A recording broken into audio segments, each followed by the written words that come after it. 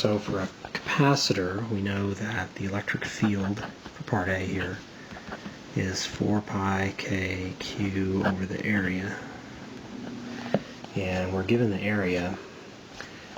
I can also say that the electric field is equal to the voltage difference across the plates divided by the distance, since it's a uniform field.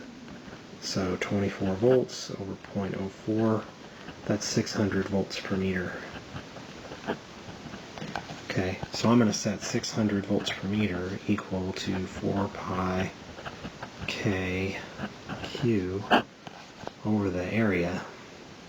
Now the area is 3.6 square centimeters, so that's 3.6 times 10 to the minus 4 square meters, right? You understand that 3.6 square centimeters, if we're going to convert that into square meters, we have to multiply by this conversion factor, but we got to square it. So you square that, that puts your 10 to the minus 4 in the denominator. Alright, when I solve for the charge Q here, I get 1.9 times 10 to the minus 12 coulombs. So there's our part A. For part B, it just asks for the electric field.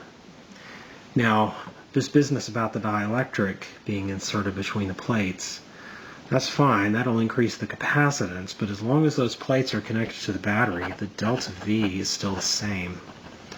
And the distance between the plates is still the same. And so the electric field is still the same. It's still 600 volts per meter. Okay, now the positive plate is going to store more charge. It'll store 5 times as much charge, and the capacitance will be 5 times higher, but the electric field doesn't change as long as that capacitor remains connected to the battery. So the amount of charge on the positive plate, well, so we know that the charge is equal to the capacitance times delta V, right? But we also know that the new capacitance is equal to the dielectric constant times the original capacitance, right? So I could therefore say that the new charge is equal to kappa times the original charge, or kappa times the original capacitance times delta V. Okay, well, I'm going to use this. I know the original charge is 1.9 times 10 to the minus 12, so I just got to multiply that by 5. So 9.5 times 10 to the minus 12 coulombs. Okay? Right, remember our logic with parallel plate capacitors, right? If the original situation is that I've got a few positive charges here and a few negative charges, and the potential difference is 24 volts. Okay? So that's our original situation, and we've got an electric field here of 600 volts per meter. Well, if I stick a dielectric in there,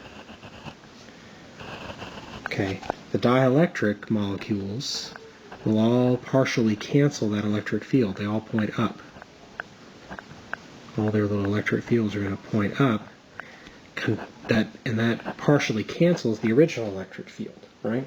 So the result of that is that this capacitor still wants to have a 24 volt potential difference because it's still connected to that battery.